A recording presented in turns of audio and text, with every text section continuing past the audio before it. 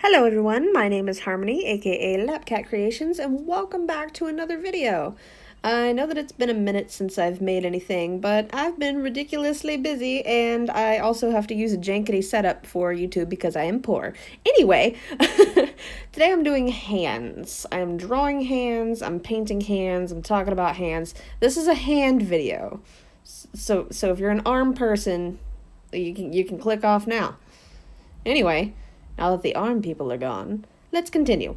All right, so one of my friends on Instagram asked me how I draw hands, and I am by no means an expert. Like, some of the hands that I do still look kind of jankety, and sometimes I make thumbs too long, which is why I had to erase. But I wanted to show my process, and pretty much what I do is I just kind of sketch out a basic shape. I just kind of think of like the mood that the character has and what I'm going for. Like, if it's magic, if it's like angry or really flowy or awkward or just whatever hand, like, I don't know. You know how people like talk with their hands? Kind of like that, but you're drawing it. It's very expressive. That's the word. Jesus. Anyway, I am kind of lucky and unlucky at the same time because I have a thing called Ehlers-Danlos syndrome, which means I am ridiculously flexible and like my bones don't necessarily stay where they're supposed to be. So I can kind of move and bend my hands into whatever shape I need to and use my own hands as a reference. Like, even if the fingers are bent really far back, it's one of the few silver linings of having this thing, but I think it's pretty neat. So if you're not familiar with what you're wanting to do, like what you want it to look like, I would highly suggest downloading Pinterest or Googling some images of just like someone holding a sword or someone waving goodbye, something like that, so you can get the general gesture down. And some people like to have their sketches really detailed and laid out before they even start drawing, like, or before they start painting, but I just kind of do the general idea and just fix it in post, just do it live. And if it works, awesome, and if it doesn't, then I scrap that painting and start over. Probably not the best process, but it's just what I do. I can't stand to have pencil on the side of my hand because then I get it everywhere. I'm just a very messy sketcher. It's just what I do. You can do whatever you want to. That's how art works. So I'm just going to continue filling up the page with sketching, and sorry if it looks a little odd, the speed throughout this video. When I recorded it, it was in real time because I figured, oh, hey, it might be neat to do some hands in real time, but then it ended up being almost an hour-long video, and I'm pretty sure you guys don't want to sit here for an hour. And I kind of don't want to talk for an hour, so we sped it up a little bit. All right, and here I'm using my light box. And as you can see, I turn it off sometimes while I'm tracing just to see what it'll look like as a solid line versus all of the kind of little wisps that you get with sketching with graphite. And I just kind of, I sometimes add stuff or take things away depending on how it shows through the paper, and I don't know, just, it's very hard to put into words. This is much more difficult than I thought it would be, but I'm doing my best. So pretty much I'm just tracing everything down, and I'm using a Prismacolor Color Erase pencil. I'm using the brown one. The red one is my favorite, but because the red one is my favorite, it is gone. And again, I'm poor, so I haven't gotten any more quite yet, but when I do, there will be red doodles all about the universe, and on my Instagram at lapcatcreations3210. Go follow me. But yeah, I like using the color erase because unlike graphite, it doesn't smudge.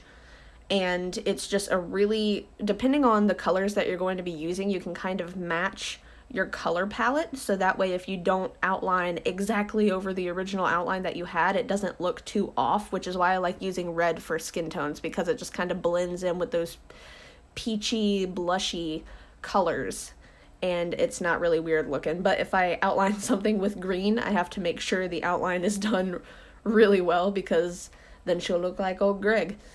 And only Greg can be old Greg.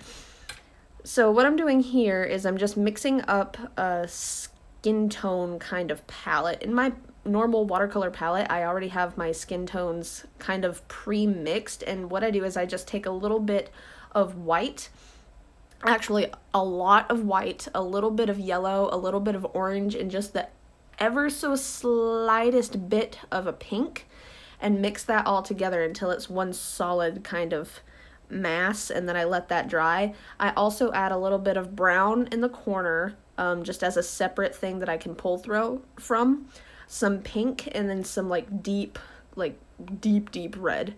And I use those to mix up different skin tones, and you can actually do a lot with it. I was surprised. It took me a while to get the hang of it, but it's actually pretty fun. You can add extra little colors in, and it's just, I don't know, it's really neat to mess with. So if you don't have a skin tone palette, you can mix your own.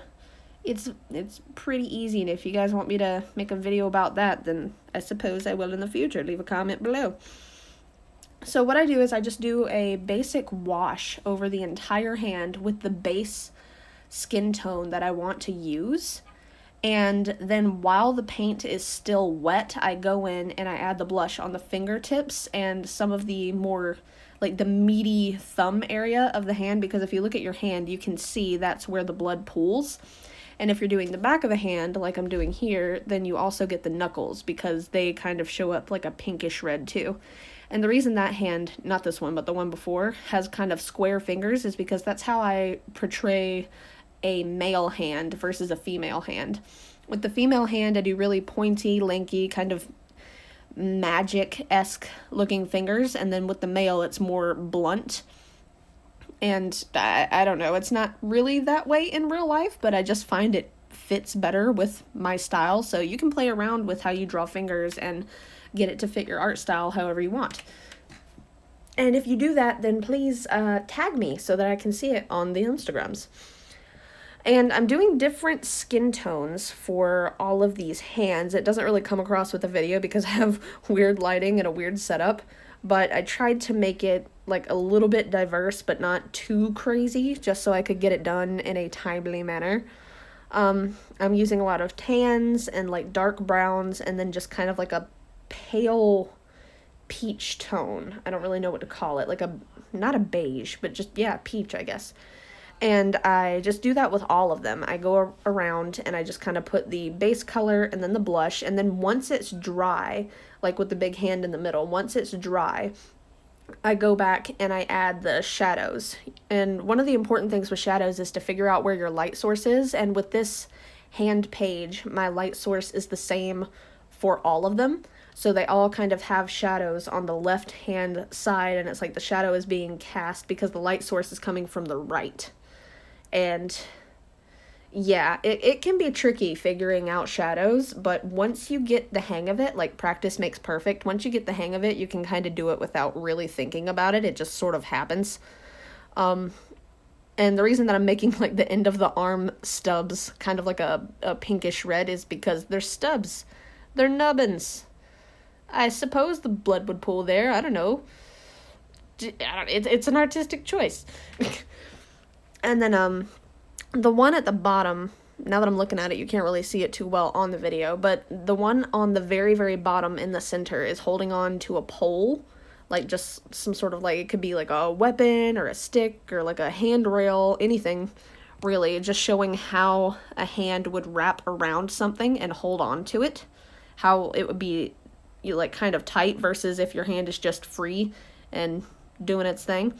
And then I also have one holding a cigarette because I know the person that requested that this be done does a whole bunch with like smoke, and one of her friends does a whole bunch of stuff with like characters that smoke, so I figured I would throw that in there just to show how I do it.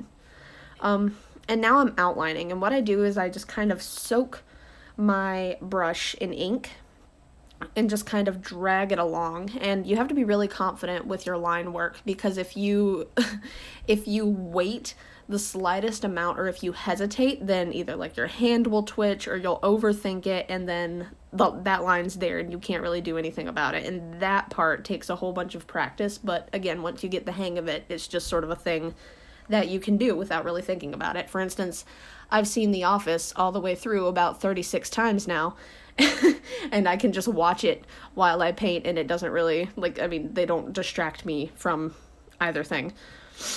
And so, yeah, I'm just showing how the fingers kind of wrap around with this one because she's pointing. And excuse the little bit of smudging that's on the bottom, like with the watercolor out. I have really bad eyesight. I'm really nearsighted, and so usually when I'm outlining, I'm about 5 centimeters from the paper, which is probably why I have back problems. But for this one, I was sitting up because I wanted the camera to be able to get what was happening on the page versus me scrunching my face up, squinting, and trying to see.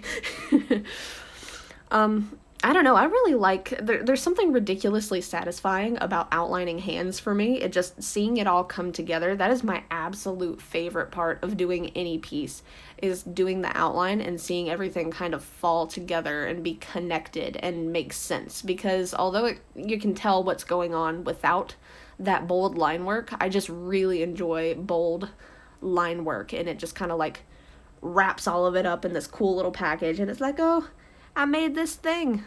And that's exactly what it is. And for the cigarette, I put little dots on the filter because, I don't know, it just helps to add some texture. It's nothing really particularly fancy, but I figured I would just add that.